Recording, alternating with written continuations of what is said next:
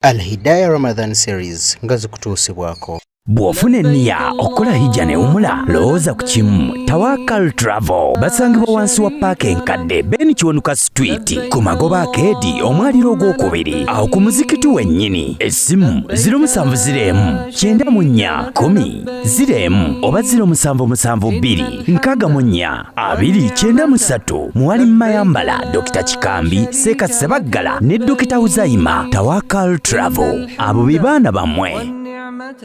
لك أعوذ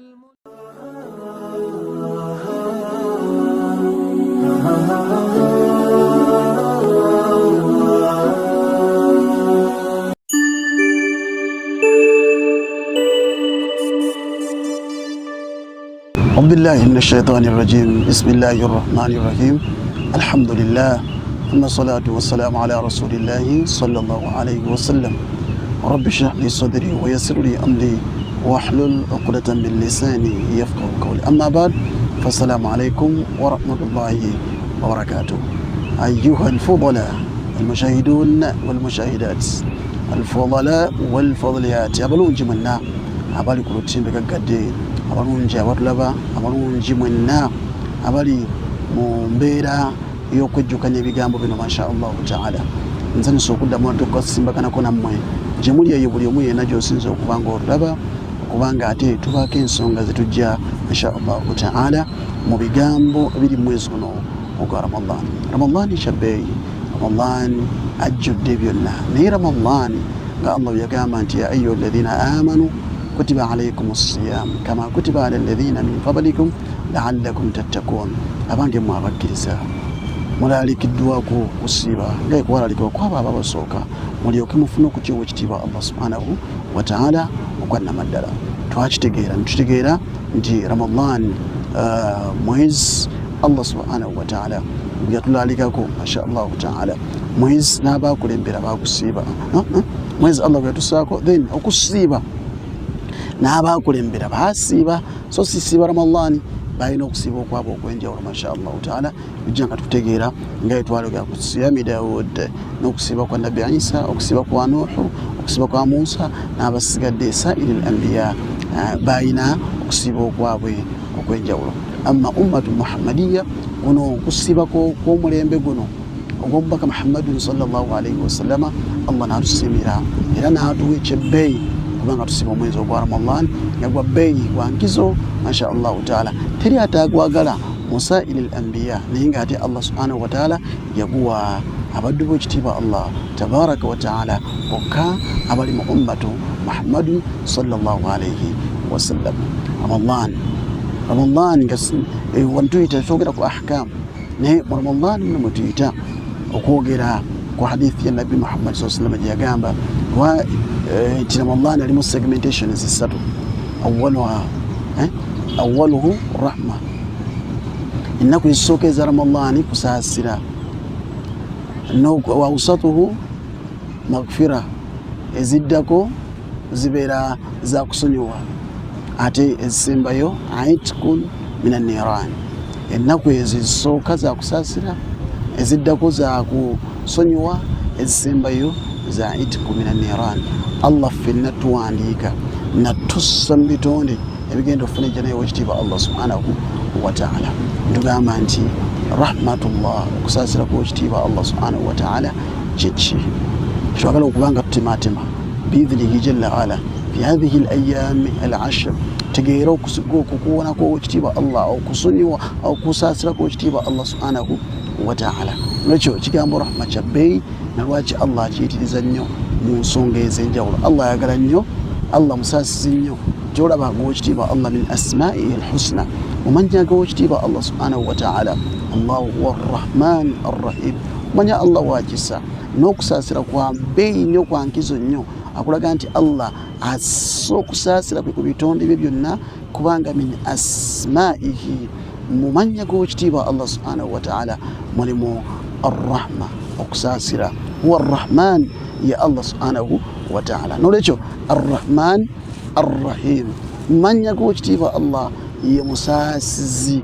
Okusaasira kuno okubuna abasobya alright n'abatasobya kyobola osinganayo omuddu mu bitonde by'ekitiibwa Allah subhanahu wa ta'ala nga yusihi n'olwokuba nti Rahman Allah okusaasira kwe kubuna Allahu akbar Rahman okusaasira kwe kubuna byombi al-asin teged wal muhsinin abalongoosa n'ababoonoona kyobulaba n'omubbi yennyini akulembeza ismullah akulembeza kusaba Katonda wange nsaba baleme kunkwata ninga agenda kubba nyula okusaasira kuwekitiibwa Allah okubona olw'omukwano gwe gwalina ku buli kitonde kyonna rahmatuhu wasi'at kulla shay'in saasira kubona buli kitonde kyonna bino musiŋŋaananga satarahu Allah mubikkiridde newankubadde agenze kukola kikyamu naye huwa mastur ali tahta rahmatillah kitonde mu bitonde by'ekitiibwa Allah subhanahu wa ta'ala okusaasira kw'ekitiibwa Allah okwo Allah ayagala kutukuse kuba tukosa n'abatatukosa. Did you hear that? Allah ayagala tusse okusaasira kuba tukosezza n'abatatukosezza ku balungi gye tuli n'abatali balungi. Tegedde silence n'osirika oba n'oweesonyiwa oba n'otabyotadde noga nti alhamdulillah kitonde ky'ekitiibwa Allah subhanahu wa ta'ala nobanga khallaita sabilak okwata ekkubo n'ogamba nti akankwata ekkubo weti oba nankosezza nankosa wati nze kabote n'otambula eyo wekitiibwa Allah subhanahu wa ta'ala. Abanga okusaasira kw'ekitiibwa Allah okusaasira kw'ekitiibwa Allah subhanahu wa ta'ala kikulu nnyo mu bulamu bwaffe. Tunaabeerawo tutya nga tukuyina Allah yakujjuza n'akujjuza buli kimu kyonna. Tolaba min asma'ihi mumanya g'ekitiibwa Allah tugambye ar-Rahman asaasira abamukkiriza n'abatamukkiriza kuno ku nsi. Asaasira abakozi b'ebirungi n'abatali bakozi ba birungi kuno ku nsi. Asaasira abalina n'abatalina. Asaasira abanene asaasira oyo amanyikiddwa n'atamanyikiddwa. Asaasira buli omu yenna. Rahmatuhu shamila okusaasira kw'ekitiibwa Allah subhanahu wa ta'ala kubona buli kitonde kyonna kubona buli muntu yenna. Allahu akbar. Kyobulaba Allah yagala tusaasaanya okusaasira okuluddawa. Tolaba nga idha kunta tabda ayi amal otandika omulimu gwonna awil kalam amama an-nas otandika kwogera mu maaso g'abantu otandika bismillahi rrahmani rrahim otandika era ng'okulembeza amanya g'ekitiibwa Allah subhanahu wa ta'ala omuli okusaasira ar-Rahman. Tandika n'erinnya ly'ekitiibwa Allah subhanahu wa ta'ala ar-Rahman omusaasiza asaasira abamukkiriza n'abatamukkiriza kuno ku nsi. Ar-Rahim aliba n'okusaasira okw'enjawulo asaasirako abamukkiriza bokka olunaku lwaki olw'enkomerero kuno ku nsi Allah bonna abasaasira. Oba bitegedde okusaasira kw'ekitiibwa Allah. Tolaba Allah wayagala ti assalamu alaikum wa rahmatullahi wa barakatuh daiman tusallim نسلم على أنفسنا واليوم نسلم بعضنا بعضا وسنغان ولي نعوام السلام إذا التقيت مع أحد وسنغان يمنون نمسينكنا نوغان تسلم عليه بالسلام وتاندك بالسلام نمسولي السلام الله أكبر ولله الأمر شكاتي الله نسامن يمبيرا والسلام ونقوم لموكساسنا كوكتيبا الله نقام أنت بيوغام أنت السلام عليكم إزوكمي warahmatullahi ezokumi wabarakatuhu ezokumi. Nayagala ekigambo ekibona obudde bwonna nga twesabira nga twesaasira. Gweyagaliza okusaasira gweyagaliza ebirungi gw'osabidde salamu taiya kulamusa kyokka ate nga dduwa oyo wekitiibwa Allah subhanahu wa ta'ala osabira munno noga nti assalamu alaikum warahmatullahi wabarakatuh. Anatawo mune salamu okusaasira kw'ekitiibwa Allah subhanahu wa ta'ala mu Ramadani muno tubeere nga tujjamu ekigambo ekyebbeeyi ekyenkizo ennyo okusaasira. Aina rahmatullah okusaasira kw'ekitiibwa Allah kuli luddawa okusaasira kwakuteeka luddawa ante bakyasaasira. Tujje mu mwezi guno ogwa Ramadan tujjemu ekigambo ekyokusaasira kya bbeeyi mu bulamu bwaffe mu maka gaffe mu baana baffe mu masomero gaffe mirimu gye tutambulira na wonna. Rabbuna karim Allah waffe ayagala nnyo tubeere bakisa tubeere basaasizi. Allahu akbar walillahi alhamd. Ekyo Allah akijjuza buli wamu wonna tutambulira ne bitwogera mu bikolwa byaffe. Ayagala tubeere bakisa tubeere basaasizi tubeere balungi eri bannaffe. Osaasira ni qaswat qulubuna mitima gyaffe mikakkanyavu. Alright, twafuuka bazibu nnyo eri bannaffe tuli babi nnyo eri bannaffe twagaliza bannaffe entaana twagaliza bannaffe kubatta buli kaseera tetulina kisa eri bato tetulina kisa. Aina rahma aina hadhihi rahma okusaasira kwabulira luddawa mu baana abato, okusaasira kwabulira ludda wa mu basajja abakulu, okusaasira kwabulira ludda wa eri abakadde, okusaasira kwabulira ludda wa eri ab'embuto, okusaasira kubulidde ludda wa. Netulina kusaasira abange Allah mu mannya ge gonna ge yeewa ayagala tubeere bakisa era nga tuli basaasi. Tulaba n'oba osomesa ayagala owekitiibwa Allah subhanahu wa ta'ala abeere wakisa eri abaana b'osomesa. Fe abawalimu abasomesa tubeere bakisa. Daba Allah subhanahu wa ta'ala bada bismihi, bada hadhihi sura, essura emu ku sura esinga okunyumira abantu Allah agitandika n'engeri ya mukwano n'embeera nga nnungi nga badde asobola ogitandika al-aziz al-jabbar tegedde al-qahhar allama al-Qur'an, al-aziz allama al-Qur'an, al-jabbar allama al-Qur'an. bal ma bada hadhihi sura bimana suratu rahman tiyagitandika nalinnya mu mannya amakambwe. Kitegeeza ki? Nti yuallimna, atuyigiriza owekitiibwa Allah subhanahu wa ta'ala an nakuna rahima, tegedde tubeere nga tuli basajja basaasi, abakyala abasaasi. Idha kunta mualliman bil Qur'an, oli mukusomesa Qur'an, oli muwalimu wa Qur'ani, oli musomesa wa Qur'an, oli musomesa wa nasari, oli musomesa w'abantu bakulu, basajja bakulu, oli mukusomesa tubugulira bantu. Allah yatandika ekitabo kye kya Qur'an ekya sura eyitibwa Ar-Rahman n'agamba nti bismillahir rahmanir rahim Ar-Rahman allama al-Qur'an, Ar-Rahman allama al-Qur'an. Akulaga bukulu bwa kusaasira. Omusaasize nnyo ono ku nsi, bombi abasaasira, ababi n'abaki, abakyamu n'abaki, abato n'abakulu, bonna abasaasira owekitiibwa Allah subhanahu wa ta'ala. Ar-Rahman allama al-Qur'an, yayigiriza Qur'an. Kati aba baleeta education, aba yayita kusomesa, nti yenna agenda okusomesa olina okuba nga oli musaasisi eri ebyo by'osomesa, eri abo b'okwasa, eri abo b'otuusaako message. Naye abantu tutuusa message nga tuli hard, tuvuma nnyo, tujerega nnyo, twefuula abamu ku ffe nti ffe tusinga okuba nga ffe tulina imaani, tulina takuwa, tulina ffe bamaanyi ennyo. Tulina kyamaanyi kyoli mukwano gwange omulungi. Beera mulungi nnyo biidhnihi jalla waala ng'okola nga Allah subhanahu wa ta'ala wayagala. Mu mannya ge gonna yalondayo erinnya eriraga ekisa bwe tuba tuli bakutuusa message. If we are to propagate this message, if we are to teach this message, if we are to learn or to teach it, our sons and daughters the Quran, we must be lenient, we must be merciful, gracious. Mashallah, tulina kubanga tuli the most gracious. Tuli bakisa nnyo, tuli balungi nnyo eri abasigadde, hatta abantu betwogera nabo mu mizikiti tulina kwetuula nti ffe tuli baaki. Mulengera oli ng'ate yagamba nti n'avuma n'alengeza bano n'abajja yukhrijuhum min ad-din, abalaganga batena kyamakulu kye bali, n'abajja mu ddiini n'ayingizamu bayagadde, abajjamu n'akola byayagadde. Bwati eddiini eringa eyiye. Mungu atusaase ya Rabbi. Ensi weetyo weeri oluusi nga yub'iduhum ani ddiini, abasembeza busembeza wala n'abajja n'abateeta bashiru busembeza so si basindika wala tunafiru, tumugezane mubasindika busindisa eri. Naye olw'ebigambo byaffe, message yaffe ebiseera ebimu eba eri hard.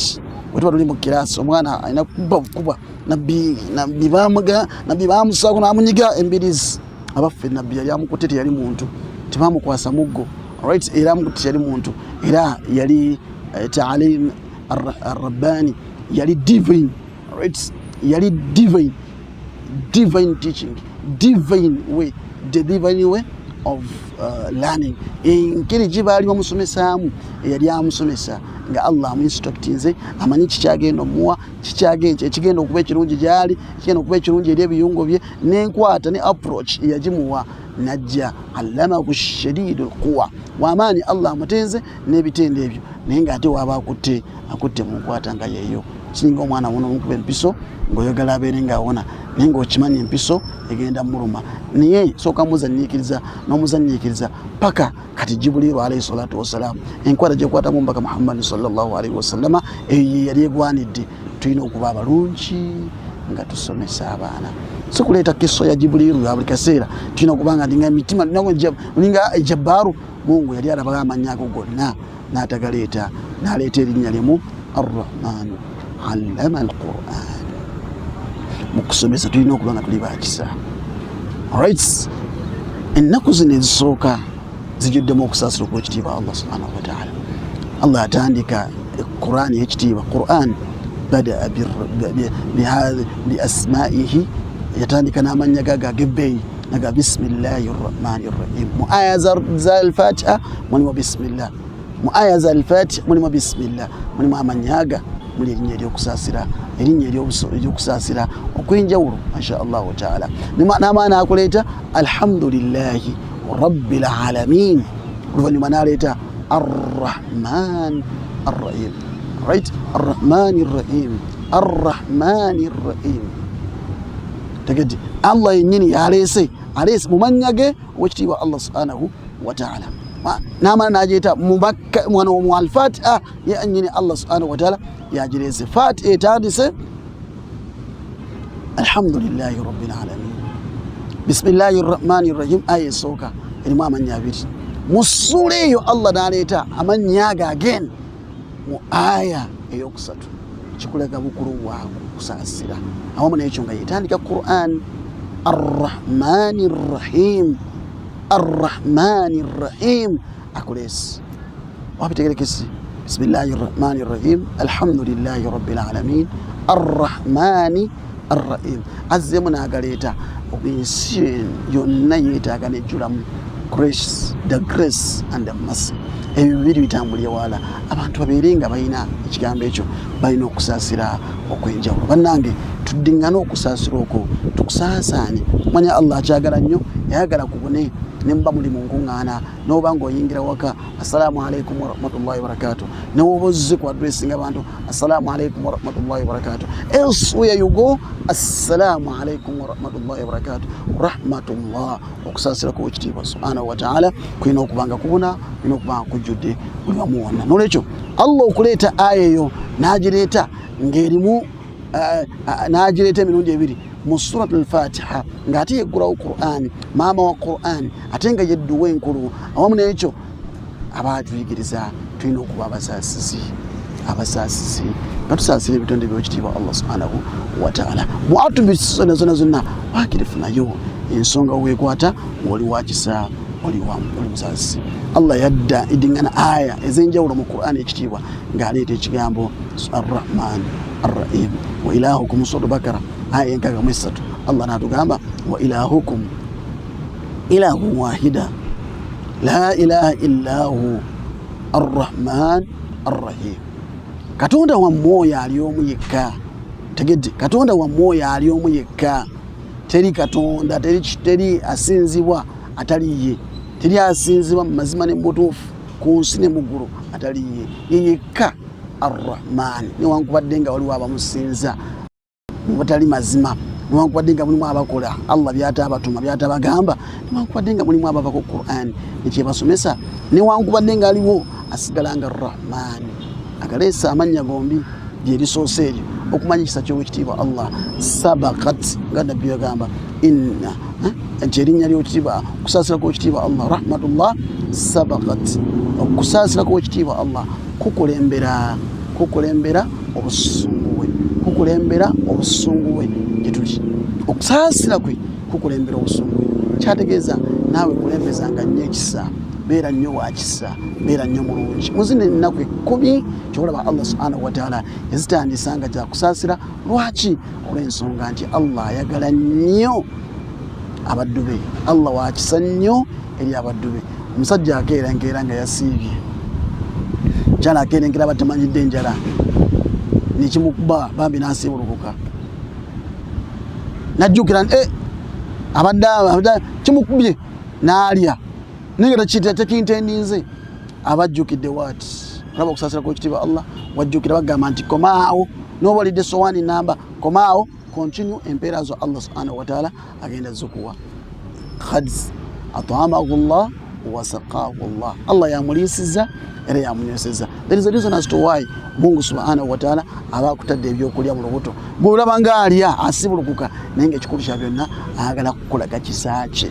Laba Allah ate wakuleka amu nekyo ng'olidde siniya namba sowaani namba olidde badde subhanallah obadde mu Fidrich obadde mu Chevers obadde rudawa otuke obadde rudawa kwaja ne haji obadde rudawa wonna obadde otudde Allah subhanahu wa ta'ala laba Allah jakkoledde nakuleka naga nti abambi abatamanyidde kusiiba kusiiba kikutuufu akomyawo sigale again continue with your kusiiba it's okay right Mungu naabita iyo ekitiibwa Allah subhanahu wa ta'ala chokulaba Allah subhanahu wa ta'ala okumanya wabbeeyi era musasi nje tuli Allah ayagala nnyo akimanyi tulina obuzibu omuntu waba asiibye avaamu akawowo nga si kalungi tegedde laba Allah yakola olw'okusaasira kwe akimanyi n'obunafu abamu okusanyaasanya buli kaseera subhanallah naye laba Allah kyatukola okusaasira kw'ekitiibwa Allah okujjudde bannange rahmatullah qaribun min almuhsinin inna rahmatallahi qaribun min almuhsinin buli oli yenna alongoosa okusaasira kw'ekitiibwa Allah kuli gyali kumpi nnyo obudde bwonna bwogezaako ng'obadde mu kulongoosa okusaasira kw'ekitiibwa Allah kwe kujjudde buli oba nkulongoosa twongere nnyo tulongoose laba omwana Adamu akamwa ke ne kavaamu ki ila binatugamba sallallahu alaihi wasallama nti la kharufu ako arufu la harufu fami saim atyab inda Allah min rih almisk akawuwa ako akawunya akava mu kamwa k'omuntu yasiibye kalungi nnyo mu maaso g'ekitiibwa Allah okusinga akawowo akayitibwa miski. Allah ayagala nnyo kano kowulya ng'onyawulya ng'akasu nokaba teyasinyiza olw'okuba bambi abadde tamanyidde kukola ki kusiiba kaseera abadde alya abadde akola atya oluusi n'asenya naye kati yasenyezza dda yazuukuse n'asenya kati ebbanga ly'omala nga digestion tekola ebidiira ebidiira totoladde mu kamwa ki ebidiira kutandika kuvaayo oluusi akawowo nga si kalungi mu maaso g'abantu naye nga ate Allah subhanahu wa ta'ala kayagala laba Allah wakwagala okumanya Allah wakisanyo gye tuli Allah akwagala nnyo ng'osiiwuuse wenna nakwe zisooka ezisiiwula n'osiiwuuka wenna tewekubye kazigo wenna n'ofaanana nga woofaanana naye Allah n'agamba nti nze empeera wali amaanyi laba musajja wati n'atambula nga alina amaanyi gamuweddemu n'atambula n'atunda yenna ng'akola ki embeera yonna Allah yajjuza mu Ramadani kusaasira kwe kyokka ate muzina ennaku 10 kisukka nekujabagira laba Allah wakusaasira laba Allah wakugamba mwezi ogwa Ramadani subhanallah okumanya Allah wakisanyo bannange Allah atwagala era Allah wakisanyo Allah ayagala nnyo tufune tusiga tufune empeera tolaba kikubye tegedde embyala ekuyiseemu naga nti mu kifo ky'okudda wali ate ogwe ku kkubo nagamba nti subhanallah nabbi atusomesa sallallahu alaihi wasallam nti omuntu nga yasiibye neyebaka okwebaka kwe otulootwe mpeera okwebaka kwe otulootwe mpeera subhanallah webaka mungu abadde wasiibye n'osalawo okwebaka lunaku lulamba naye ate olina okukola n'omubiri gulina okukolako masha allahu taala then obanga omaze enjala ekuyiseemu kikkubye wenna genda webake wumulamu kyokka ate okuwumulamu obuwummuzi ezo mpeera ogenda kuba ng'ozifuna butereevu maaso g'ekitiibwa Allah subhanahu wa taala kikyakola omusiibi nga kidda gyali oba kidda mu bantu n'atafunamu mpeera buli kiisi musiibi kyakola kyonna nga kidda gyali yafunamu asigala afuna empeera laba wano yajja maaso g'omubaka Muhammad sallallahu alaihi wasallam mulengere yajja nga alina byayitidde tegedde agenze agajja ya Rasulullah inni halaktu nazikiridde dda sajja mukulu agamba nti bulijjo abadde amanyidde waddayo waka ayita omukyala hajjati jangu munnange mbera gye bakolanga mubakadde bafedda tegedde ng'alya amala okuba kyemisana n'amala okulya n'addiza maama ki ettooke yali communication ng'enda kino ekitegeeza n'addiza maama alengera mmere ewoze n'agijjawo n'ateekawo ekoze eki eyokya kataata n'akoza ati n'akoza n'addiza maama twatula ku lujuliro ffe n'addiza maama kiina kikyali nga kitegeeza nga taata atuyanye era ebyaddiiranga essaawa 8 awo temugenda mu kisenge ky'abakulu don't access olukuubo luno don't access ebigenda mu maaso awo abaana mulina okuba ab'empisa mulina okuba ab'ensonyi abakulu bawumuddemu taata yawumulangamuuko emmere n'etambula bulungi ebyaddiiranga awo mbeera yeeyo So ngawe byalingawo kati na wano baali bayimanyidde omusajja watu waddayo kufuta waddayo ko mu budde bwa bulijjo ngazeeyo ku breakfast wazeeyo ku lunch. Okay, lunch amanyi okuddayo waka maze dhuhuri naddayo waka nayita omukyala jangu ABC kolo yamuyita tegedde ng'embeera etagujja bagidde nga yerabidde nti akoze eki agenda okujjukira ng'ensonga zaatabuse dda aga ya Rasulallah inni halaktu nazikiridde dda ajje wa Nabi sallallahu alaihi wasallam ya Rasulallah inni halaktu hata kiki ozikiridde ki nti waqantu ala mraati nina ensonga zenkoze nemmenya ekisenge nenzigulawo n'oluggi nenkola ntya nenzigulawo nemmala nentandika okwetereeza buki nensaatuka nemmala nengenda ne mu nnimiro nemmala nennima nenkola byonna ate nga budde bwa misana omusana guno nga gwali kiki nti ye okikoze nti ye namugamba okuliisa amasiike osobola okusiiba emyezi 2 egy'omuddiŋŋanwa mu nnaku lumu lwakoleddemu ekyo omutango namugamba ondaba ndi musajja mukulu nina n'ekirwadde kyonna kino sisobola myezi 2 mingi ya Rasulallah kiki kale liisa amasiike ni 6 tesobola kusiiba myezi 2 giddiŋŋani then liisa amasiike ni 6 naga ya Rasulallah sisobola nange siina kyakubaliisa. Nabbi sallallahu alaihi wasallam n'agenda mu nyumba n'aleeta ekisero eky'entende kinene weekiti n'akireeta n'akiwa omusajja namugamba genda okigabire bamasiikini 6 baliise genda obaliise bamasiikini 6 n'amwana n'amugamba nti ya Rasulallah ate nze gwowadde nze nsinga okuba n'omwetaavu nze gwowadde ndi mwetaavu nnyo okusinga ate bano bengenda okuwa nange ekisero ky'entende nange nkyagala. Nabbi sallallahu alaihi wasallam n'aseka omusajja akoze omusango kyokka ate n'omutamu gumulemye tasobola kusiiba tasobola kuwota alina ssente tasobola kuliisa bamasiikini kyokka ate nebyemuwadde ate agamba nti ye mwetaavu okusinga eri abasigadde bonna yakoze omusango kati ate akolebwa atya.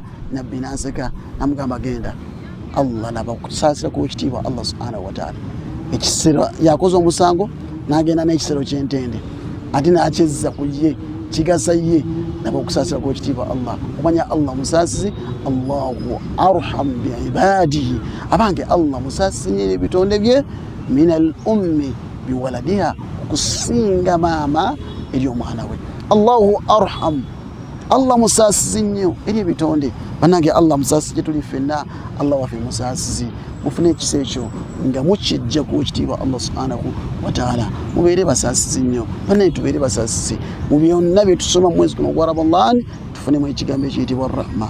Awwalu ennaku zino ezisooka zakusaasira Ramadan ennaku za Ramadan ezisooka 10 zakusaasira annange tufunemu ekyokusaasira tubeere basaasizi nnyo eri abantu baffe basaasizi nnyo eri bakyala baffe abakyala abaami tubeere basaasizi eri abaami baffe tubeere basaasizi nnyo eri abaana tubeere basaasizi nnyo tujjewo okusaasira okwo tutambule nako obulamu bwaffe oba oli awo ensi eno egenda kwesiima insha Allahu taala. Amma al-ana ekitukuba embeera etukuba olwaleero abantu tebakyasiri aina rahmatullah okusaasira ku ekitiibwa Allah subhanahu wa taala twakuteeka luddawa abange okusaasira ku ekitiibwa Allah twakuteeka luddawa twakuleka luddawa laba Nabbi sallallahu alaihi wasallam amugambe Allah musaasizi nnyo ate Allah akusonye era Allah akulese genda maaso weeriire entendezo amu n'ekyo n'okusonyiwa Allah akusonyiwe yoyo Allah subhanahu wa taala. Okusaasira kwe kukulembera obusungu bwe yandibadde afuna obusungu yandibadde amusaako kigambo kinene ayinza ate okukola ensonga ennene nnyo mwezi gwa Ramadhan naye olw'okusaasira kwe ate Allah n'amuwejjana Allah n'amuwa empeera Allah n'amusiima n'okujja okweripotinga eri omubaka Muhammad sallallahu alaihi wasallama ng'ayagala kulongoosa kyokka ate talina busobozi osobola kuliisa wadde okusiiba naye Allah subhanahu wa taala n'amuleka. Ekyo nno kyekusaasira okwo nno kwekusaasira kw'ekitiibwa Allah lwaki mubeera basaasizi tubeere basaasizi nnyo tusaasire naffe Allah ajja tusaasira irhamu turhamu mubeere saasire nammwe Allah ajja basaasira irhamu man fil ardh musasire byonna ebiri mu nsi muno yarhamukum man fi sama ajja basasira ekitiibwa Allah subhanahu wa ta'ala abange oyo ali mu ggulu nolwekyo omanya gwekitiibwa Allah subhanahu wa ta'ala mulimu ekiyitibwa arrahma mulimu ekiyitibwa arrahman yega amanya gwekitiibwa Allah ate arrahimi omusasisa agenda okuba ow'enjawulo ku nnaku l'enkomerero ng'asaasira bokka abamukkiriza ku nnaku olwo yagamba Allah subhanahu wa ta'ala era قل ادعوا الله مسبي الله سبحانه وتعالى او ادعوا الرحمن الى هو مسبي الله من يغو مبياغالي ساغا منين قل ادعوا الله الى نيا لكمني ومن يغنا من يغو كتيبا الله سبحانه وتعالى is real name is Allah then awidu الرحمن kuba mukozeseri nnya ly'ekitiibwa Allah ery'okusaasira bwe mba musaba ayi Allah gwe musaasisi saba otusaasire ayi Allah omusana gututta ayi Allah ensana gwase ne mu nsawo gwaseemu Allah n'ez'obupangisa ziganye Allah ne fiiza aganye Allah na kino kiganye awidu rahman ayyamma tad'u falahu al-asmaa'ul husna nolekyo ayyamma tad'u falahu al-asmaa'ul husna musabi Allah subhanahu wa ta'ala nga mukozesa amanya g'ekitiibwa Allah tabaraka wa ta'ala ng'amanya amalungi geyabasimira naye erinnya erya rahman jabbeeri nga tulikozesezza naye tuba tusaba Allah subhanahu wa ta'ala atulaga okusaasira kwe kulembeza nnyo ekisa ky'ekitiibwa Allah suratu Isra aya eye 10:10 twogere ku ki abange twogere ku ki arrahman ala al-arshi istawa kimanyi nti Allah waali ali ku nnamulonde yali waggulu atebenkedde kisa kye weekiri essaawa yonna yewekitiibwa Allah subhanahu wa ta'ala atusaasira mu Ramadan ne baada Ramadan wakisa nnyo naawe beera musaasizi tegedde mu Ramadan ikola musaasire nnyo buli mwafa ku munne agakumusiibula agakola ki ayagala obulamu bwaffe bwonna butambule bwetutyo saba Allah atuwa ebigambo bibitegeera era Allah atuwa obulungi ربنا تقبل منا انك انت السميع العليم وعلينا يا مولانا انك انت التواب الرحيم اي الله تكسبوا tugabanyirize ku kisa kyo Allah tukusaba otuwe tuteeke mu baddu baaba ine kisa abaddu basaasira tusaba ekitiibwa Allah tukusonyiwa n'okwesonyiwa saba Allah tugabirire byonna byogabira nabo abakulembera olw'ekisa kyo tusaba Allah ffenna tusukumye madaala otwale Makka ne Madina ayi Allah zeemu amina mwanukule n'atazeemu amina ne mwanukule nsaba Allah subhanahu wa ta'ala osobola okusaasira emirembe ku Mbaka Muhammad sallallahu alayhi wa sallam amin amin assalamu alaikum wa rahmatullahi